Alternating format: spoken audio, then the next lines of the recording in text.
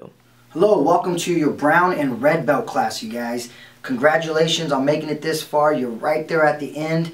Time not to give up, but to give it your best. What I want to talk to you about is a couple things that you want to be aware of. First of all, your weapon package. You want to make sure you have all the proper weapons that you need as a brown and red belt, but I'm pretty sure at this time in your training you've already got that understood. But be prepared and make sure you have all proper equipment and weapons.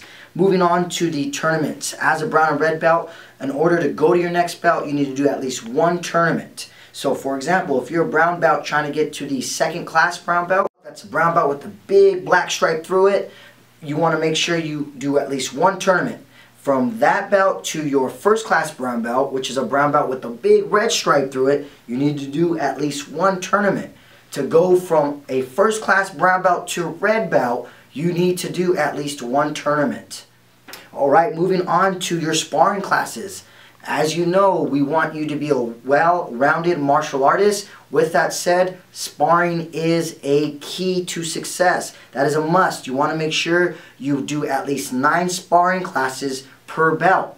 Okay, that's one tournament and 9 sparring classes. So make sure that you come to your classes. If you're not a fan of sparring, my recommendation to you is to get them all out the way, so that way you can take the next few weeks off before your belt test. And then when you get your new belt, all of that starts over again. So again, you want to make sure you have 9 classes before you go for your next brown belt or red belt.